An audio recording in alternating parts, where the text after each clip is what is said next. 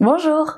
Tout d'abord, je voudrais adresser d'énormes bisous aux dizaines d'adhérentes qui suivent mes cours parce que oui, je vous aime fort les filles et je suis vraiment fière de vous.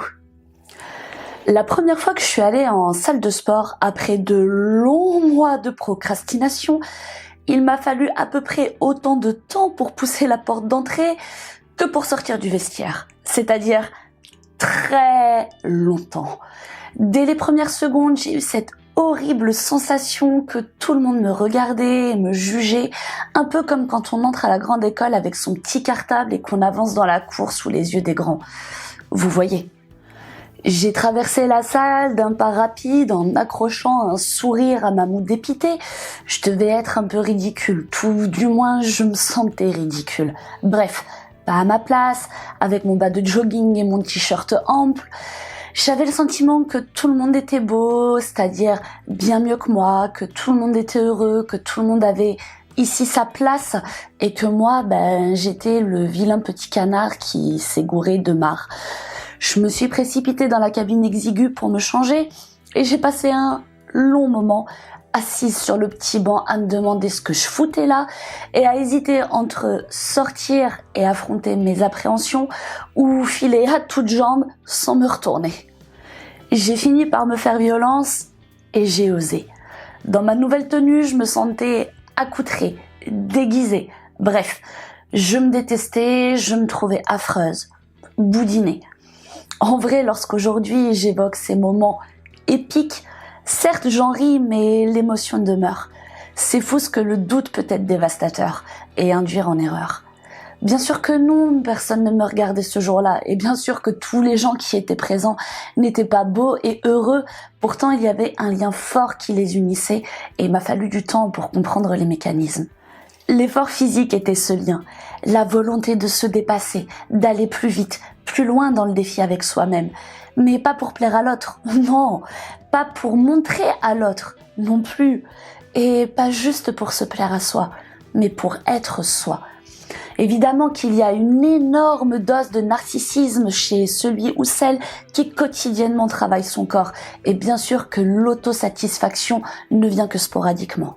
Le fitness, c'est le mythe de Sisyphe. Il faut toujours aller poser une pierre plus haut et ce n'est pas le sommet de la montagne qui importe, mais l'effort pour en faire l'ascension. Si ce jour-là, dans ce vestiaire, on m'avait dit « Tu sais Rachel, dans 2 ans, tu seras coach sportif diplômé d'État et les cours, c'est toi qui les feras », j'aurais demandé à mon interlocuteur de cesser de se moquer. Et là, je suis polie, mais vraiment. Et pourtant, un jour, quelqu'un m'a dit « Si ton corps ne te plaît pas, alors sculpte-le selon ton désir. » Je crois que c'est la chose la plus sensée que j'ai entendue et en tout cas, c'est celle qui me servira de leitmotiv tout au long de ma vie et de ma carrière. Et rien n'est jamais définitif. J'étais grosse, je ne le suis plus.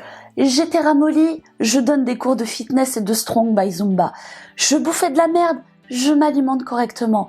Je m'abrutissais devant des émissions de merde. Je lis. Je me cultive et j'essaie de faire en sorte que ma vie soit riche et que chaque seconde ne soit pas une seconde de perdue. J'étais incapable de courir plus de 5 minutes sans vomir. Je fais des heures de cardio, d'abdos et de gainage en souriant. Et si je souris, c'est que j'y prends du plaisir. À 25 piges, j'étais à la limite de l'arthrodèse. La musculation ciblée me l'a évité.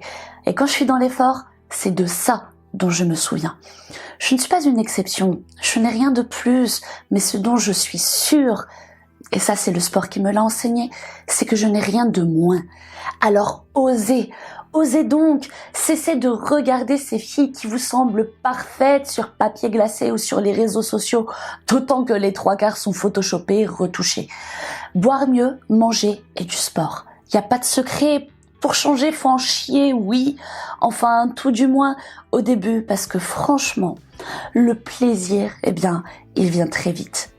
Autre chose, n'écoutez jamais votre entourage. Vous êtes le seul et unique propriétaire de votre corps et vous en faites ce que vous voulez.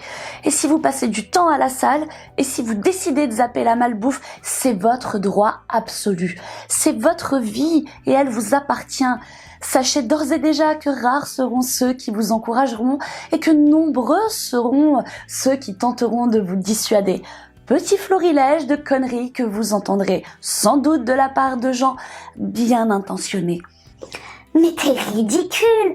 Pff, à ton âge, avec des enfants, mais tu vas les délaisser.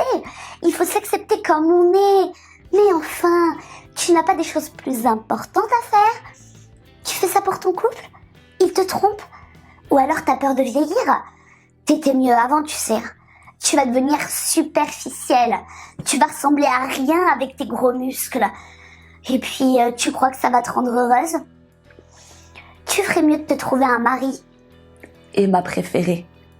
Tu vas y perdre ta féminité. Une meuf, ça a des formes.